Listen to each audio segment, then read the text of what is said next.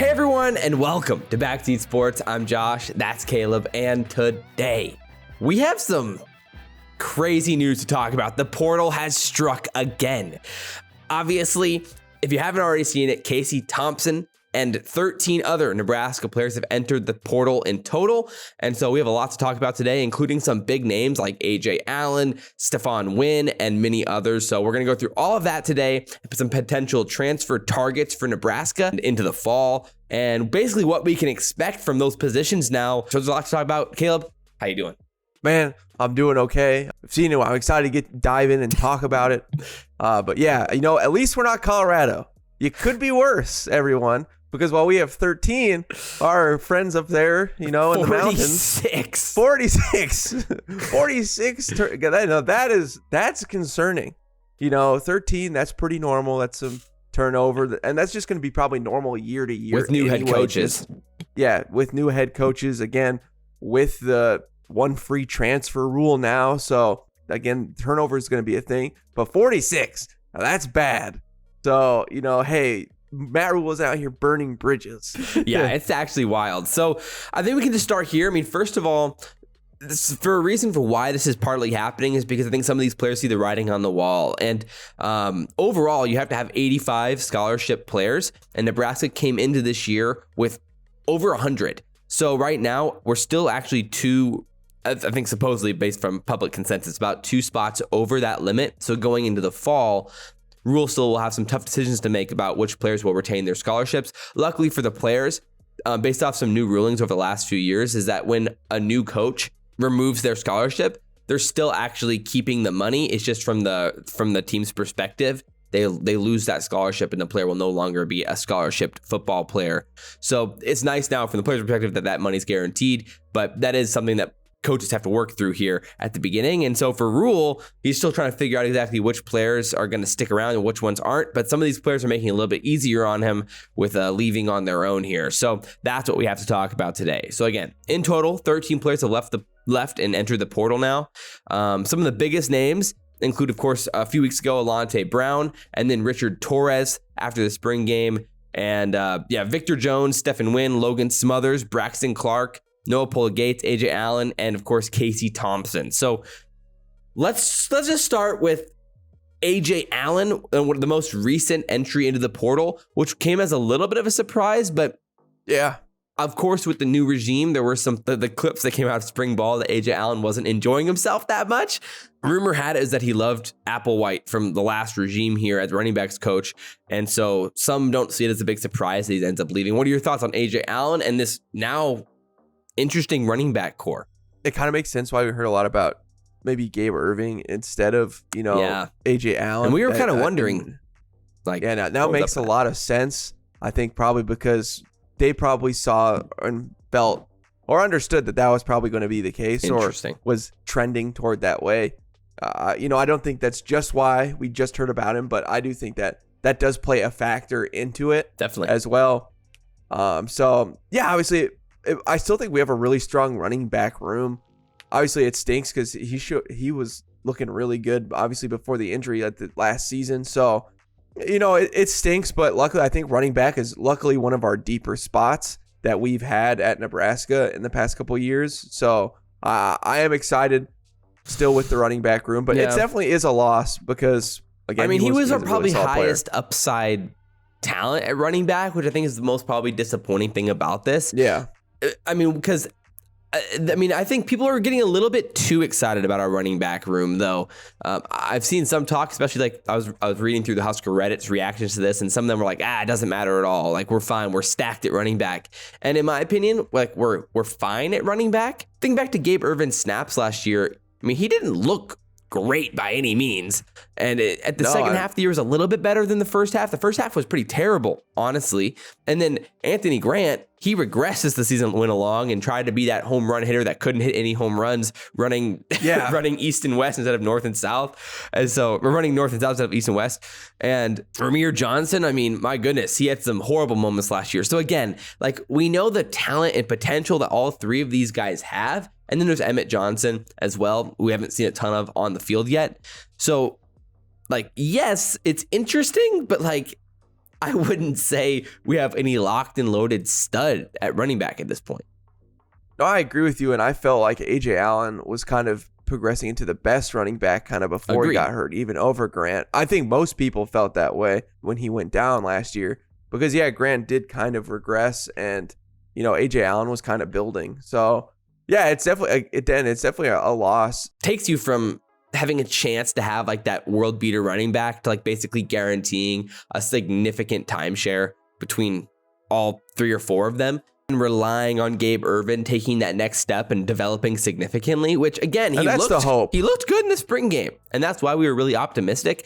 And I think part of this whole transfer aura thing with now these guys leaving, it definitely puts a damper on some of the hype from the spring game, because you were thinking like, wow, we're going to have all these guys plus the healthy guys back, and we're going to be a pretty talented offense with a lot of weapons. So having some of these guys leave, like Casey Thompson, Smothers, and Ajay Allen, definitely puts a little bit of a damper on that. I still think Gabe Ervin has potential again, like coming off the injury and then like still kind of battling through it last season. I still think there's a chance for him to take a step up, kind of with the Ajay Allen. Again, he was hurt so early his freshman year too.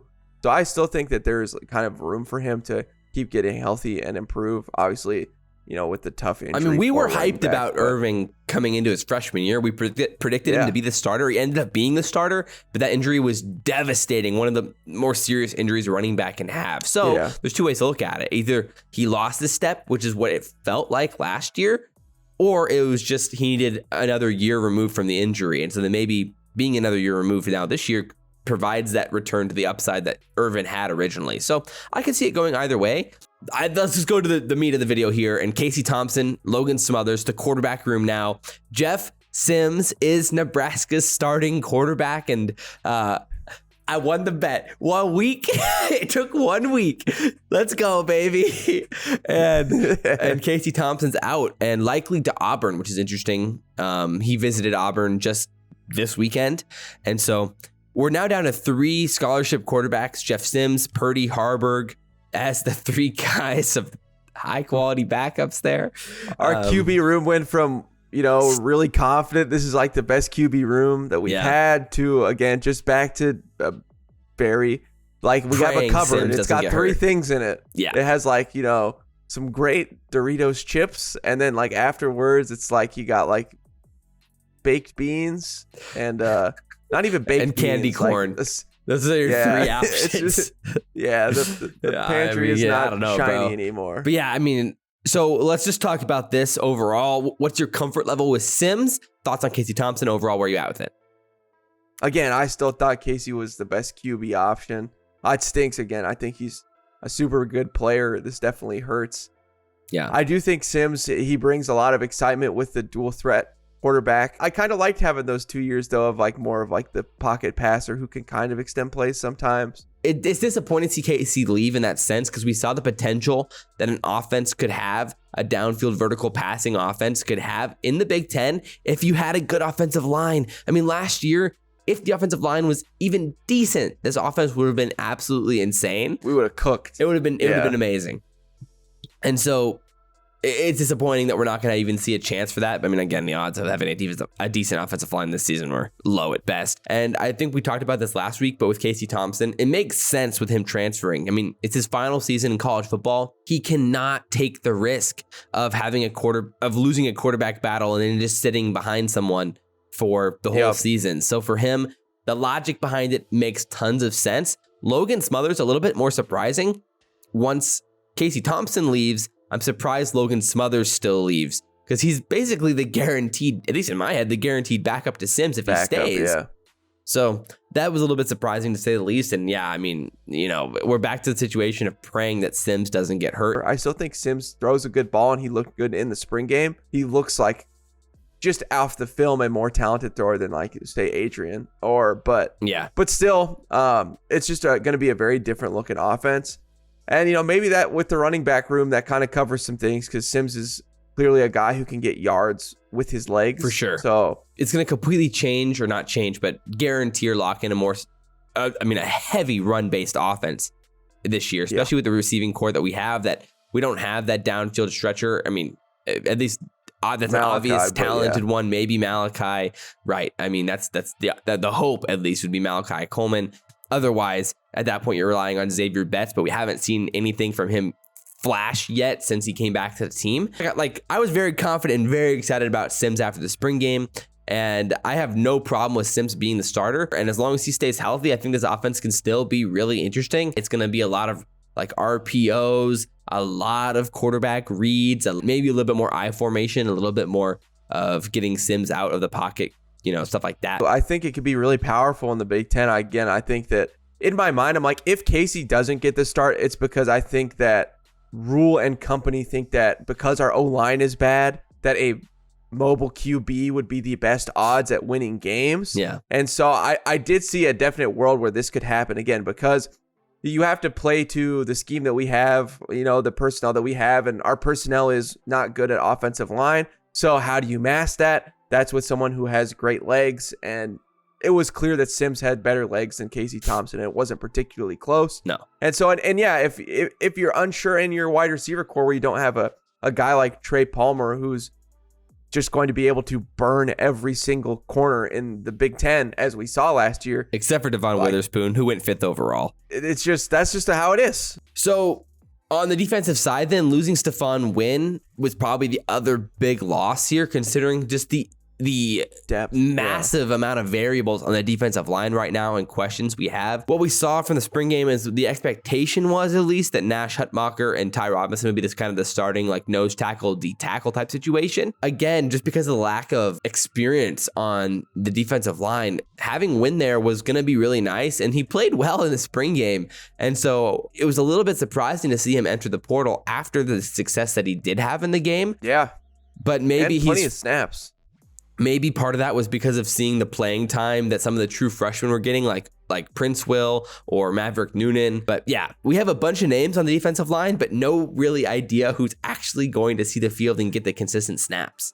Yeah, it's a big question mark. Again, we lost a lot of seniors, obviously, Garrett and O'Shawn, who both, ended up on an NFL team for now as it sits. And yeah, a giant void on the defensive line. Again, where it was so deep last year, now it's just thinning out. Well, there's just question marks again, because MJ Sherman at least feels like he's going to be a solid player. And he's definitely a leader and a great personality to have on the team. I just think it comes down to, again, there's just variables. It's just like, well, we need him to hit. Elijah Judy has 21 total snaps played. Chief Borders has 15 total snaps played in his career. MJ Sherman, at least he has over 100. He has 136 total for Georgia. And then freshmen. And then you have freshmen. And then basically the only other guys are Jamari Butler, which is, he's played a handful of snaps for Nebraska, and then Ty Robinson and Nash Hutmacher. So yeah, it's just so many ifs. So losing a guy who actually saw a bunch of playing time is unfortunate. I get it, because there's so many bodies, again, from his perspective, like he's trying to find playing time. Are you more or less confident about this defensive line? Like, what are your thoughts on it heading into the season? It doesn't change a crazy amount compared to when you compare it to the other positions that we lost. But I think when you look at a whole, when we look at just the transfer portal season, when you compare what Rhule was able to bring in with now what we lost, it definitely feels like we lost the transfer portal in my mind, where I don't think we didn't win enough guys with Matt Rhule to bring in and to what we lost. It's really good that we brought in Jeff Sims, but like we lost Casey and then obviously Ajay Allen. I just don't think that there was enough talent brought in on the transfer portal. And we had kind of felt this way, but now with what we lost now to the transfer portal, now that all those guys got a chance to see Rhule and then the exodus, I feel like we definitely lost more than we gained. So that brings the question is if we're going to bring anybody else in. But that's right now is because we're over the total scholarship number still. I don't think Rhule is he said we're not looking. He said, I think it's a little bit of coach speak there after the spring game. I'm sure if some guys are available or interested, they're going to have some conversations, but being already over the scholarship limit, it makes it tough, because then, you're going to have to bring guys in and then make some more cuts. So I'm not convinced we're going to see too many more additions to the team, which definitely makes me a little bit scared. There is 3 that we kind of think that maybe we got a shot at for the transfer portal. Tywin Malone from Ole Miss. He was offered by Nebraska. Yeah, he was a D tackle offered by Nebraska. He was also offered to Syracuse, so we know that Tony White likes him. I don't know. I think we could be in the hat clearly because they both took a shot at him. Yeah, I think Jatius Gear is another one there. He's an edge rusher from Syracuse, and so again, the Tony White connection at Syracuse makes enough sense, and so you get some of that experience. That could make a lot of sense. And then the final one would be a cornerback, although we don't really have a need at corner. Avante Dickerson, who's from Omaha, is transferring from Oregon. So I don't think that one's as likely as the other two because we're looking for the edge rushers or the front seven guys. But those make sense. And of course, if we can find anybody on the offensive line, I mean, still we'll take them all. So those would be the biggest ones. Or I could see a quarterback coming in. Yeah, like a Chubba Purdy, like a second tier kind of guy, not like body. A starter. Considering we only have 3 on scholarship. So those would be the potential options and guys to keep your eyes out for as a whole. So at the end of the video here, a quick shout out to O'Shawn Mathis and Trey Palmer for getting drafted. I mean, both of them went in the 6th. That was surprising to say the least. I can't believe Palmer dropped. Palmer went after Mathis, which I think is shocking. I mean, we all knew that the receiving class for this NFL draft was pretty deep. It wasn't as top heavy as previous ones, but it was really deep. But still, Palmer falling in the 6th, even though he had the fastest 40 time in the combine, for all the wide receivers, was surprising. I thought he'd go in the 5th or the 4th at worst, and he had and some people gave him a shot at the 3rd. In my opinion, it wasn't worth him leaving Nebraska. I mean, and for a 6th round pick, but I mean, obviously, it comes down to financial situations, all of those things. I mean, again, I totally get it. Yeah. But a landing spot for the Bucs is pretty interesting, at least. I mean, there is going to be opportunity there for him with Mike Evans and Godwin coming near the end of their contracts. So that's at least fascinating. But Garrett Nelson, I think, is the biggest question because he didn't get drafted and he should have stayed at Nebraska. I mean, come on. That was one where I just felt like the most sense. Although we did talk about this, the undrafted free agent contracts just got buffed up to $750K minimum contracts with a $75,000 signing bonus. So from a money situation, I get it. I still think, I don't know how much he made in NIL last year, but it felt like he could have made probably a lot. And he would have been the face of the team this year. Yeah, I felt like it could have definitely been comparable. And you're right, 100% the face of a team, a guy who's been here a while. The fans really like him. He could have made probably a good amount of money, when you take the signing bonus and, you cut away taxes from that. And then it depends if he makes the team. If he makes the team, it was a business decision that was totally worth it. Probably, because I was probably not making $750,000 in NIL money this next year. I would imagine. But it'll be a big bet on himself. But obviously, we're rooting for him and hope he can make the Dolphins lineup. Yeah.